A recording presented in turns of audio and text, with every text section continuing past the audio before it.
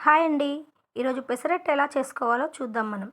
పెసరట్టు కోసం 2 గ్లాసుల పెసర్లు, ఒక హాఫ్ గ్లాస్ బియ్యం, 2 టేబుల్ స్పూన్ల శనగపప్పు వేసుకొని మనం రేపు ఉదయానికి టిఫిన్ చేసుకుంటామంటే ముందు రోజు నైటే ఇలా నానబెట్టుకోవాలి.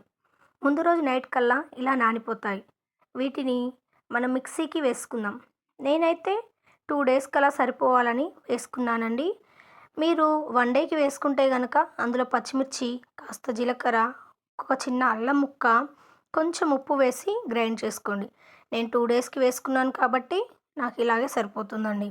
దీన్ని మనం ప్యాన్ వేడి చేసుకొని, ప్యాన్ మీద కాస్త ఆయిల్ వేసి, కొన్ని వాటర్ జీలకరించి దానిపైన మనము అట్టులా, దోసలా వేసుకోవాలి.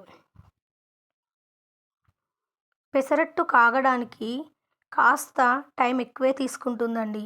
పెసరట్టు కొంచెం ఆయిల్ కూడా ఎక్కువే తీసుకుంటుంది. పెసరట్టు మన హెల్తీకి కూడా ఎంతో ఉపయోగపడుతుంది. షుగర్ లెవెల్స్‌ని కంట్రోల్ చేస్తుంది. ఎంతో చక్కగా డైజెషన్‌లో కూడా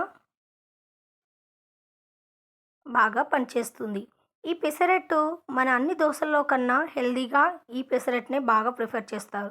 షుగర్ ఉన్న వాళ్ళైతే ఈ పెసరట్టుని ఎంతో ఇష్టంగా తీసుకుంటారు.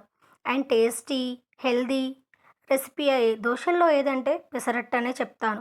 ఈ పెసరట్టుని నేనైతే ఇంట్లో ఉన్న పల్లీ చట్నీతో ఈరోజుకి ఇలా కానిచ్చేసానండి. నా వీడియో